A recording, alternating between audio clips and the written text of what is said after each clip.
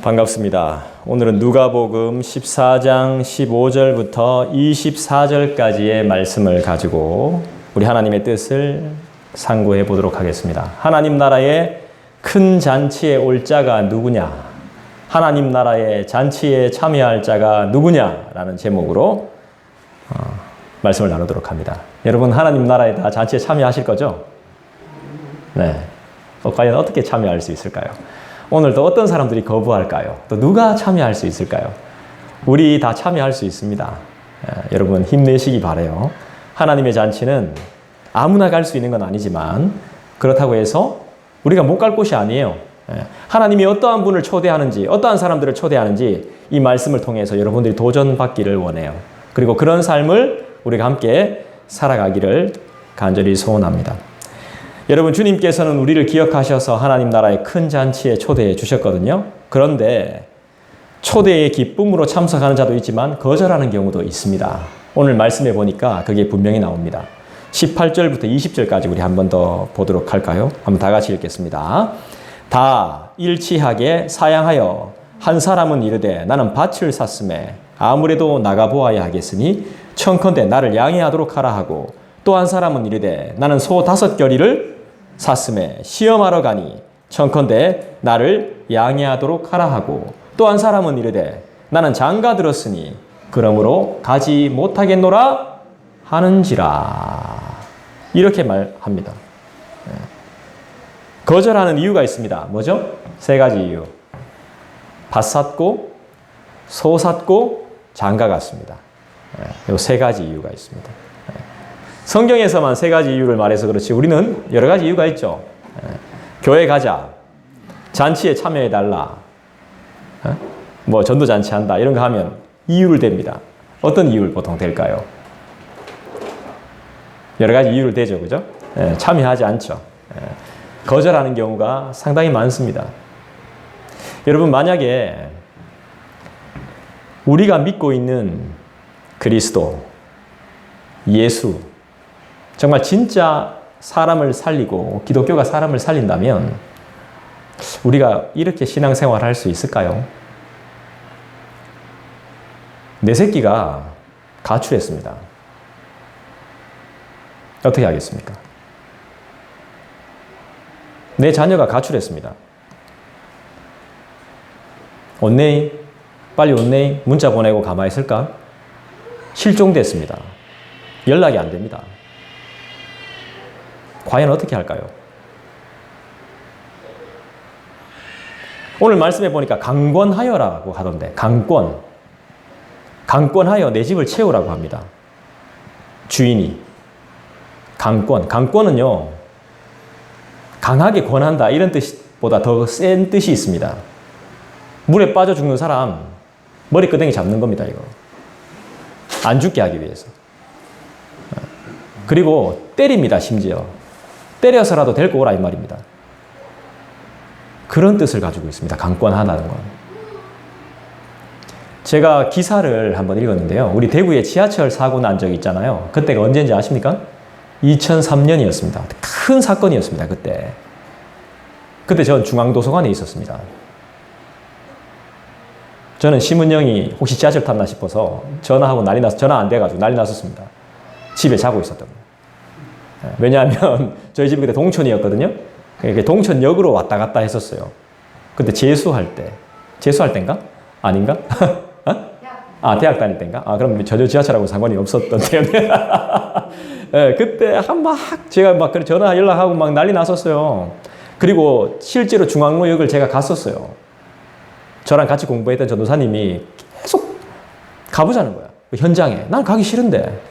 갔습니다. 그랬더니 지하철 입구에서 막 검은 연기가 있잖아요. 통째로 거기 옆에 그냥 있었어요. 있었는데 돌아섰는데 막 웃는 거야. 제 얼굴 보면서 사람들이. 내가 막 시커매. 얼굴이. 그 끄름 같은 게 있잖아요. 그 안에 있으면 다 죽은 거죠. 근데 그때 아들과 어머니가 병원에 다녀오고 있는 상황이었답니다. 그 지하철에 탔는 그때 사고 났을 때. 그 2분이 있었어요. 어머니가 뇌가 좀 안 좋았나? 하여튼 그래가지고 병원 치료를 받고 오는 길이었는데 사고가 나버린 거예요. 지하철에 불이 났습니다. 그래서 어머니를 데리고 나오려고 창문 깨고 하여튼 뭐 나왔다 하더라고.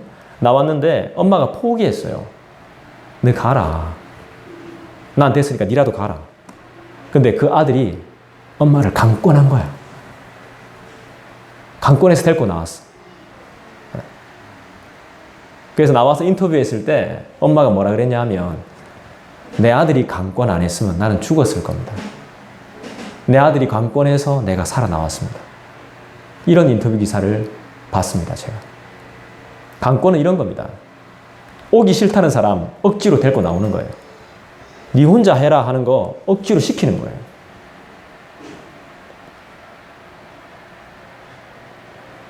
나는 밭을 샀습니다. 그래서 갈 수 없습니다. 나는 소를 구입해서 시험해 봐야 되니까 양해 부탁합니다. 나는 결혼해서 지금 당신들의 잔치에 참여가 불가능합니다. 이유를 한번 보십시오. 인간의 본성이 확실하게 드러나죠. 그죠? 밭과 소 샀습니다. 결혼하고 장가 들었습니다. 이건 지금 하고 있는 게 아닙니다. 이미 다 한 겁니다, 지금. 과거의 일입니다. 시제를 봤을 땐 과거의 일이에요. 땅 샀습니다. 지금 배경이 이 유대인들의 우리가 배경을 좀 알아야 되는데요. 이 잔치에 초대할 때는요, 두 번을 이래 물어봅니다. 첫 번째 딱 초대를 했을 때, 그때 보통 다 응하거나 거절합니다. 첫 번째 응했으면 두 번째는 거절하는 건 실례입니다. 첫 번째 다 이제 해놓고 성경에도 보면 준비가 다 되었으니 종들한테 시킵니다. 두 번째, 불러오라고. 초대한 분들을 데려오라고. 근데 그때 갔을 때 거절하면요, 상당히 결례예요, 이건. 유대 민족 문화에서는. 그리고 보통 잔치는 저녁에 합니다. 그리고 유대인들은 보통 식사를 두 끼 한답니다. 오전 10시에 먹고 저녁 시간대 먹고. 그러니까 그 저녁 시간대에 초대를 한 거예요. 밥은 먹어야 되잖아. 근데 초대에 응하지 않는 겁니다. 이 취소를 한 경우거든요. 그리고 또 이 사람들은, 유대 사람들은 다 음식을 준비하는 것과 자리를 준비하는 것들이 뭐냐 하면 사람들이 다 파악된 상태에서 올 거라고 다 응한 상태에서 자리를 파악하고 음식을 준비하거든요. 이거 어떻게 되는 겁니까, 그러면? 당일날 취소를 해버렸으니까. 온다 캐놔놓거나. 그리고 첫 번째 초대와 두 번째 초대가 어떤 그런 시간적인 공간이 생기는지 모르겠는데, 첫 번째 초대했을 때 응해놔놓고는 두 번째 초대하기 사이에 장가를 갔다? 이것도 조금 난 신기해요. 결혼했다는 것도 그 사이에. 이것도 되게 신기하고. 결혼해서 못 온다. 이것도 참 희한한 일인 것 같아요. 물론 그런 결혼할 수도 있겠지만, 그런 거 다 생각하면서 초대에 응하지 않았나 싶긴 한데, 제가 잘못 생각하는 건지는 모르겠습니다만은, 그렇습니다. 그리 급하거나 목숨이 오락가락하는 상황도 아닌데 취소하고, 그리고 다 일치합니다. 취소하는 게 다 일치해요. 짰는 것처럼 서로가. 신기해요, 굉장히. 이미 사둔 밭은 도망갈 리도 없고 저녁에 밭을 보러 간다? 이것도 좀 이해가 안 되고, 소도 구입할 당시에 일 잘할 건지 힘이 있는지 없는지 건강한지 안 한지 다 테스트하고 다 사는 거 아닙니까? 10마리를 사는데.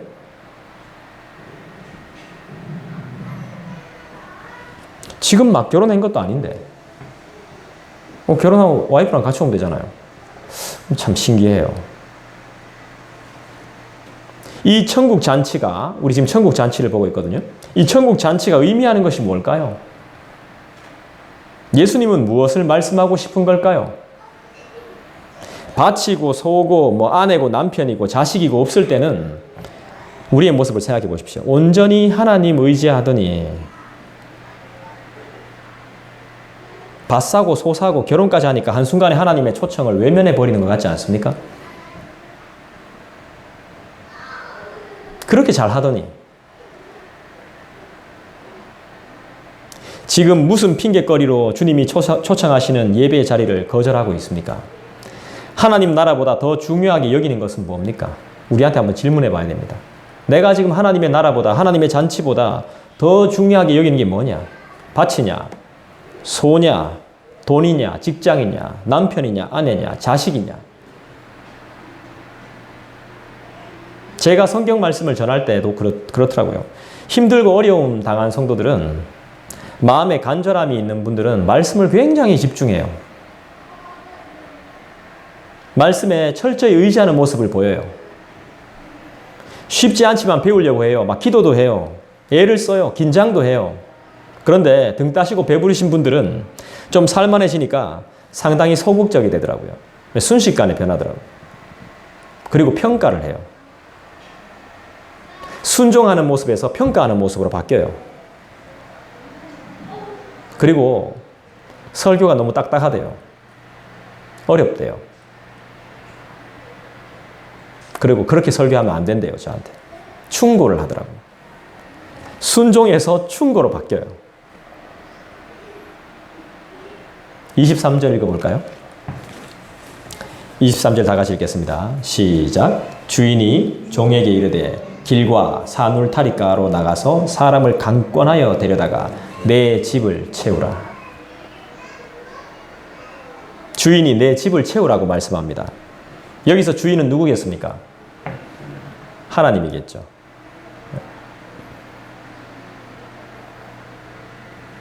하나님의 집은 어떤 집이죠?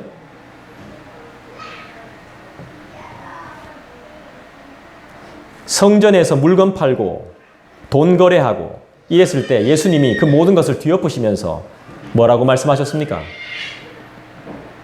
하나님의 집은 만민이 기도하는 집이라 말씀하셨죠. 하나님의 집은 기도하는 집이에요.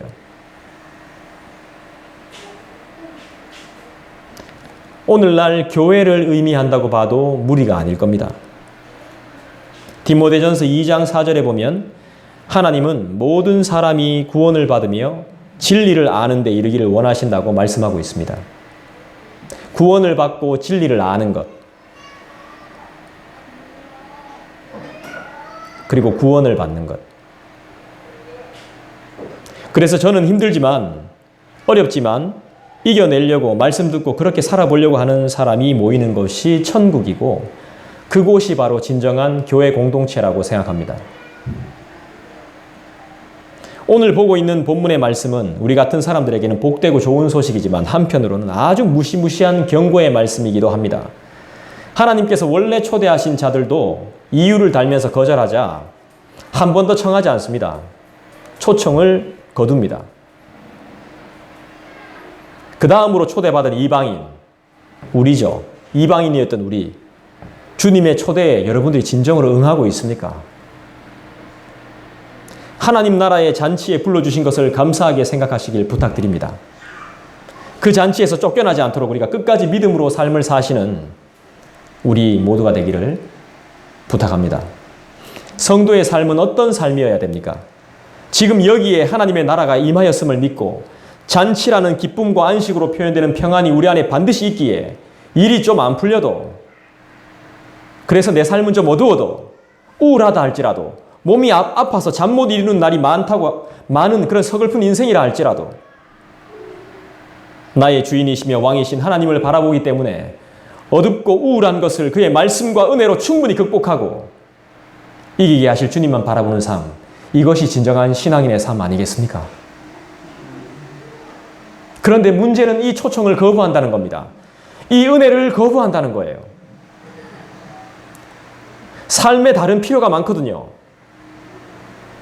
나의 삶에 다른 필요가 많아서 거기에 얽매여가지고 하나님의 그 부르심을 듣지 못하는, 하나님의 초청을 힘들어하는, 불편케 여기는 사람들이 실제로 있다는 겁니다. 그런 사람들에겐 구원은 없습니다. 오로지 땅 사서 그 땅으로 돈 좀 굴려가지고 이윤을 더 남겨야 됩니다. 소 사서 소새끼 낳아가지고 팔아가지고 수익 좀 챙겨야 됩니다. 결혼했으니까 좀 더 즐겨야 됩니다. 자꾸 변명하면서 핑계를 댑니다. 다음에, 나중에 여유가 좀 생기면, 애들 크면,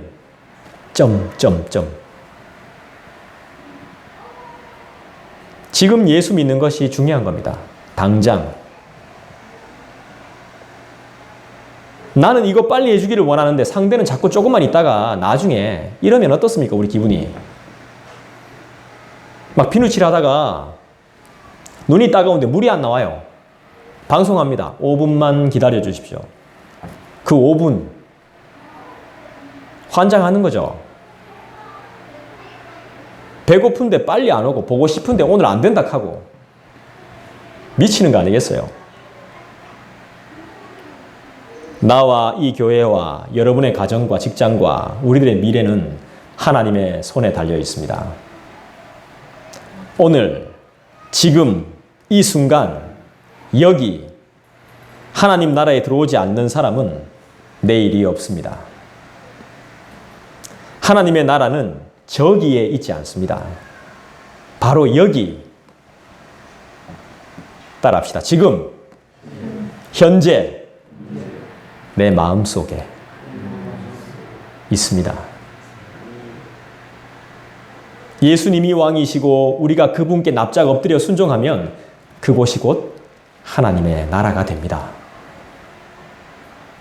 여러분 잘 보십시오. 잔치 준비도 하나님께서 직접 하시고 초대도 하나님이 하셨습니다. 응답이 이루어지는 것도 하나님이 다 하십니다. 할렐루야. 우리는 알아야 됩니다. 미래는 인간인 우리가 만들어가는 것이 아닙니다. 좀 깨달아야 됩니다, 우리가. 미래는 우리가 만들어가는 게 아니에요. 성도인 우리는 하나님 나라 잔치에 초청받고 기쁨으로 참여하면 됩니다. 참여해야 됩니다. 돈 벌러 가야 됩니다. 일해야 됩니다. 여유가 생기면 반드시 참여합니다. 미안하지만 안 됩니다. 우선순위를 바꿔야 됩니다. 기억하십시오. 지금 이 순간 참여하는 자가 미래에도 참여하게 됩니다. 현재 참여하지 않는 자는 미안하지만 미래가 보장되지 않습니다. 하나님은 결코 우리를 외면하시지 않음을 믿습니다. 때로는 징계도 하시고 때로는 심판도 하십니다. 그러나 결국 하나님은 용서하시고 다시 받아들이십니다. 왜죠? 우리를 너무 사랑하시니까. 내 자녀들 보면 하나님의 마음이 막 뼛속까지 느껴집니다. 우리가 가진 아픔이 뭐죠? 더 가지지 못한 것, 더 모아두지 못한 것, 그때 싸워서 이기지 못한 것, 내 안의 상처가 지금 분노로 나타나죠. 더 배우지 못한 것, 그리고 병든 것, 그리고 해놓은 거 하나 없이 나이만 먹은 것. 그러나 여러분, 실망하기엔 아직 이릅니다. 누가 천국에 갑니까? 오늘 말씀은 누가 천국에 갑니까? 누가 다 모아집니까? 그 빈자리를 누가 다 채웁니까? 오늘 말씀에 어떤 자들이 하나님 나라의 초청에 응해서 응한 것도 아닙니다. 가만히 있었어요. 시장 바닥에 가만히 있었습니다. 산기슭에 가만히 있었어요, 그냥. 근데 누군가가 데리러 왔어요. 누가 천국 갑니까? 없는 자, 병든 자가 천국 갑니다. 미안한 말이지만 소위 말해서 병신이라고 취급받던 사람들이 다 그곳에 들어갑니다. 하나님 나라에 다 들어갑니다.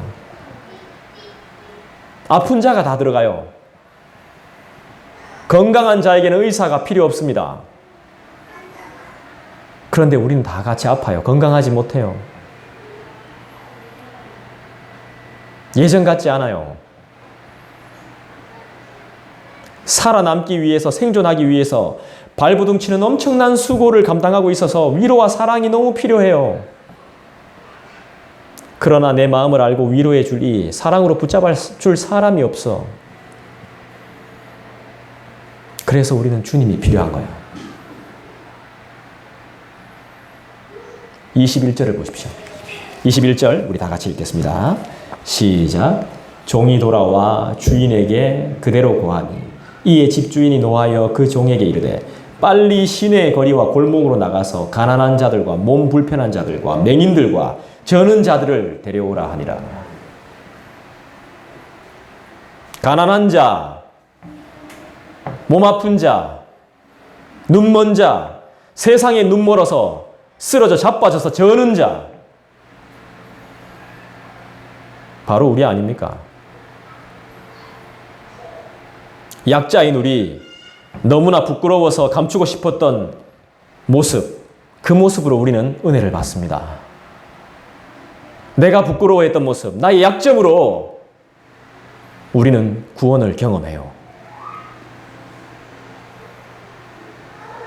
교만함을 버리고 주님 원하시는 겸손을 입으십시오. 순종하십시오. 다시 예배를 회복하십시오. 그분과의 시간을 최우선으로 삼으십시오. 주님이 다 용서하셨습니다. 용서는 과거를 기억하지 않겠다는 것입니다. 그 힘으로 오늘을 살아가시길 부탁합니다. 그 은혜로 미래를 소망하며 열심히 일하십시오. 다른 사람처럼 대박 꿈꾸지 마십시오. 주님은 그런 것을 우리에게 말씀하신 적이 없습니다. 대박 터뜨리려다가 쪽박이 될 수도 있잖아요. 우리네 삶은 하나하나 만들어가고 계단을 올라가듯이 차근차근 가야 되는 거예요. 우리 자녀들이 1학년 되면 2학년 되고 2학년 되면 3학년 되듯이 차근차근 계단을 밟아, 단계를 밟아 올라가는 것입니다. 이것을 뭐라고 말하냐면 따라합시다. 체움이라고 말합니다. 여러분 하나씩 채워가는 겁니다. 대박 터뜨릴 생각하지 마세요. 대박 같은 거 없습니다. 채워가시는 열매를 하나님은 반드시 경험하게 하실 겁니다. 조금씩 쌓아가십시오. 선함과 열정과 열심을 내십시오. 포기하지 마십시오. 그러면 살 수 있습니다. 그렇게 살아가는 것입니다. 내일 뭐 먹지? 어디 가지? 뭐 입지? 고민할 필요 없습니다. 우리에게 가장 중요한 날은 오늘입니다. 가장 소중한 날도 오늘입니다. 가장 포기하고 싶지 않은 날도 오늘입니다. 내일을 위해 포기해야 되는 시간이 지금 이 시간입니다. 내일을 위해서. 지금 여러분들은 다른 걸 다 포기하고 교회로 오셨습니다. 하나님 가만히 계시겠어요? 이 시간 어떻게 보면 포기하고 싶지 않은 나에게 굉장히 달콤한 시간일 수 있어요. 그런데 여러분들의 수고와 그 포기와 그 헌신을 하나님은 절대로 잊지 않습니다.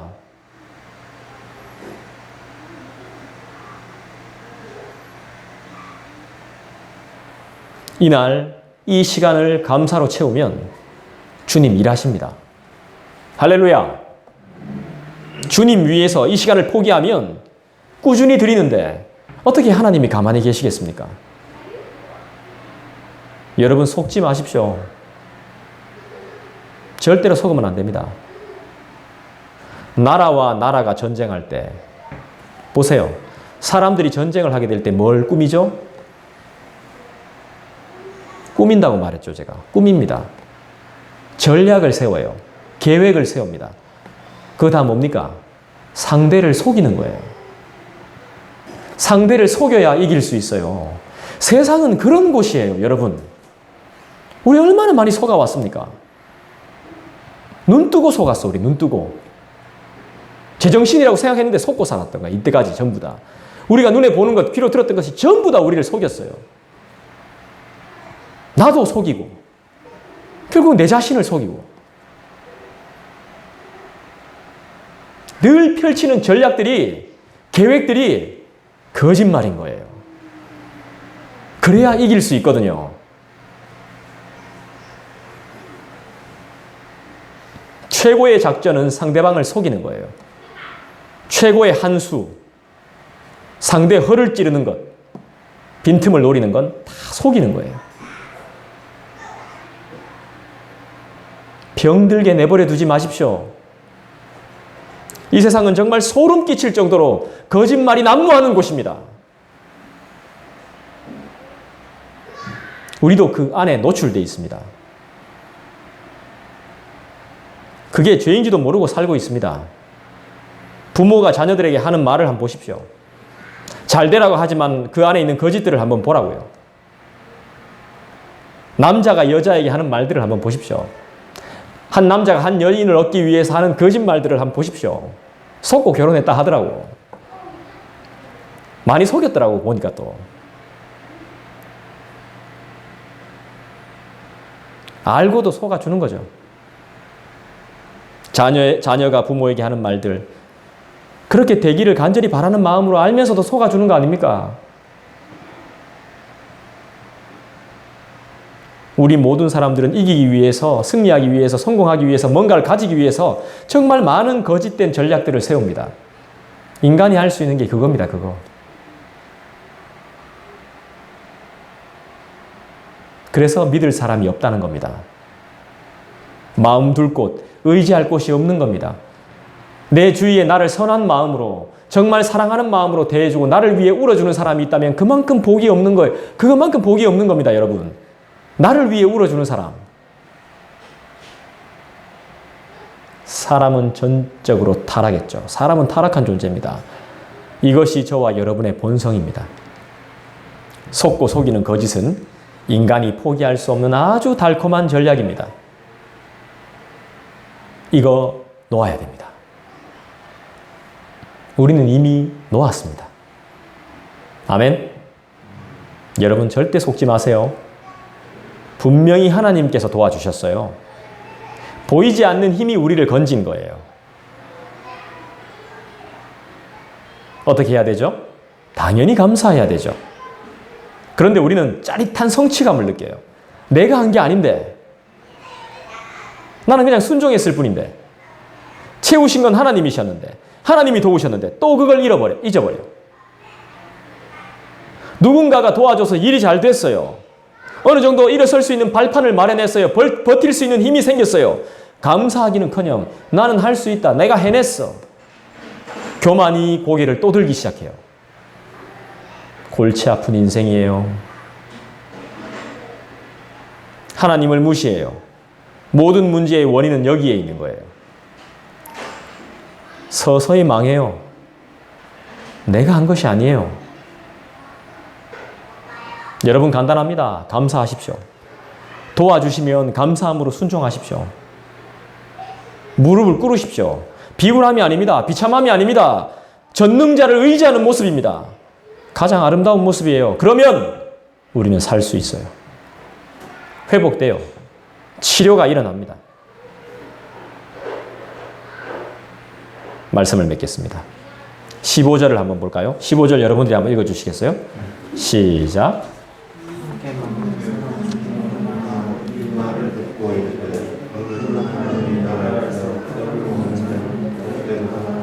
여러분 질문 하나 할게요. 진짜 복이 뭐예요? 15절에서 말씀하고 있는 우리의 진짜 복이 뭐죠? 하나님 나라의 떡을 먹는 거예요. 그게 진짜 복이에요. 진짜 복. 우리의 복은 하나님 나라의 떡을 먹어야 돼요. 하나님 나라의 양식을 공급받으면서 살아야 돼요. 그게 우리의 진짜 복이에요. 내 뜻이 아닌 하나님의 뜻을 따라 사는 자, 하나님의 인도하심과 통치하심을 받는 자, 그것을 소망하며 예배하는 자, 늘 깨어 기도하는 자, 신앙을 삶의 우선순위로 삼는 자가 복을 받습니다. 높고 커다란 하나님의 은혜를 받지 못하면 우리는 어려워집니다. 가족, 친구 다 떠납니다. 풍년이 아닌 흉년을 만나게 됩니다. 인생의 더 큰 쓴맛을 보게 됩니다. 하나님은 있는 그대로의 나를 원하시죠. 땅 사서, 소를 사서 못 오는 사람, 이런 사람들 부자입니다. 부동산 살 수 있는 사람 부자입니다. 소 10마리 부자들이 살 수 있는 겁니다. 부자는 주님이 필요하지 않습니다. 부자가 천국 들어갈 확률? 어떻게 되죠? 부자가 천국 들어갈 확률? 낙타가 바늘귀로 들어가는 것보다 어렵다 그랬습니다. 그럼 못 간다는 겁니다, 천국에. 결국엔 복이 있다 없다? 없는 거지.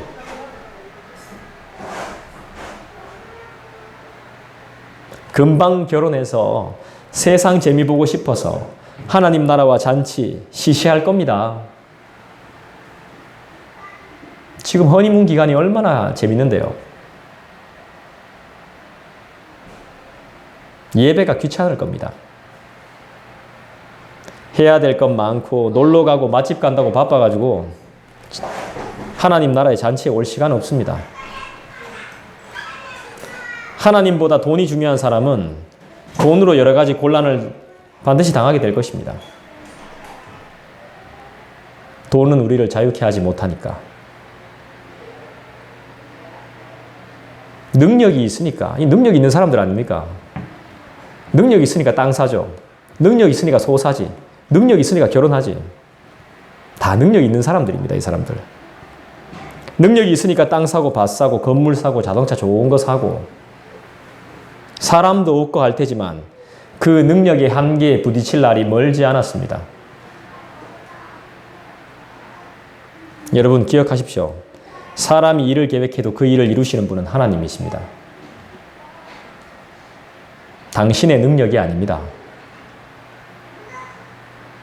요즘 여러 가지 어려움이 많다 보니까 많은 사람들의 관심이 건강에 쏠려 있습니다. 영적으로 먼저 건강해야 됩니다. 육신이 건강하기 위해서는 뭐가 건강해야 돼요? 정신과 생각과 마음이 건강해야 돼요. 그래야 육신이 건강해져요. 예수님으로 성공과 명예를 추구하는 사람은 구원이 없습니다. 나는 구원받았겠지 당연하게 생각했던 사람들은 지금 보십시오. 구원에서 다 제외당하고 있습니다. 의외의 사람들이 지금 구원받고 있어서 우리는 지금 깜짝 놀라고 있습니다. 한편으로는 소망도 가질 수 있고 도전도 됩니다. 병 들었지만, 해놓은 게 없지만, 나이가 많이 들었지만, 내세울 것 없지만, 주님 부르심에 그 초청에 응하기만 하면 하나님 나라의 잔치에 참여하는 구원의 놀라운 기쁨을 볼 수 있다는 것이 얼마나 감사한 일입니까? 지금 놀랄 일이 막 벌어지고 있어요. 하나님의 살아계심을 진실로 믿는 자들은 하루하루의 삶을 감사로 살아가요. 왜 그렇죠? 주님이 베푸실 구원과 날마다 때마다 채우시는 은혜를 내가 도저히 갚을 수 없다는 것을 알기 때문에